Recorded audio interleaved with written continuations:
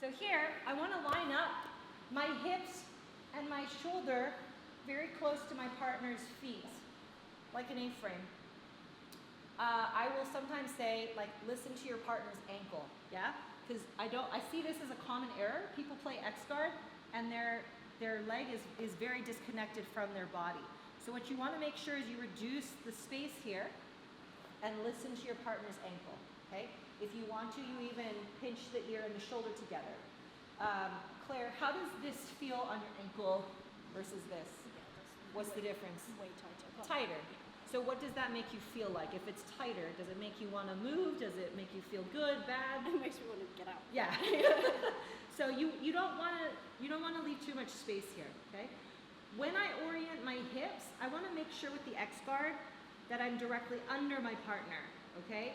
Now, that means this is not really under my partner.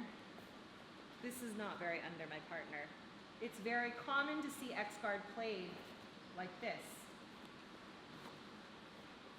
okay? And then it's like not as effective as you want it to be.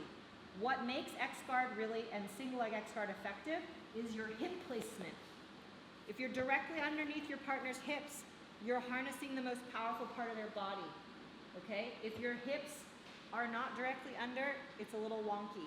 Doesn't mean that it doesn't happen, but it's easier if you can do this, all right? So just to start off, again, we have a lot of people who are not familiar with this, or fundamentally you've set this up differently. Listen to your partner's ankles.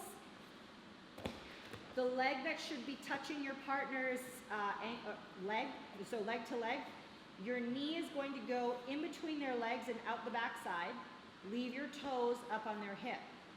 Your outside leg is going to weave the legs through behind the knee, and the knee should be staying on the outside. Sounds redundant and dumb, but it's called X-guard because your ankles X and cross over. That's why it's called X-guard. Now, notice that I can use these hooks to also shift the orientation of my hips. I want to be directly underneath my partner, just to get the placement. Now, once I'm here, I don't want to have soft ballerina toes. It's very important that I activate my feet, right? And I want toes to wrap behind her knee, toes to wrap around her pelvic bone. When I hold the position well and I'm ready to move, I also think about knees pointed out. If I had strings attached to my knees and one string going that way and one string going that way and someone pulled, you should do that to your partner, okay? Now, did you feel me purposely sweep you? No, what did you feel? Just lost balance. Lost balance. Yeah. Tension and slack, okay? We don't have anything effective if we have too much slack or too much tension. If I have too much tension, my partner will guard. If I have all slack, my partner will jump out. So a lot of this position is played with awareness of how your body is moving with your partners and then applying tension or slack at the right moment, okay? So just to get this position straight, align yourself, listen to your partner's ankle.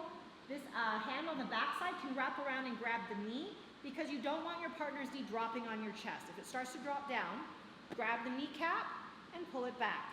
Kneecap, not quad. Do not grab the muscle. Grabbing the muscle is soft tissue. It will not control the joints, and it's very important that you control the joint. Okay? We'll turn it around. All right, so we have A-frame. Get yourself aligned.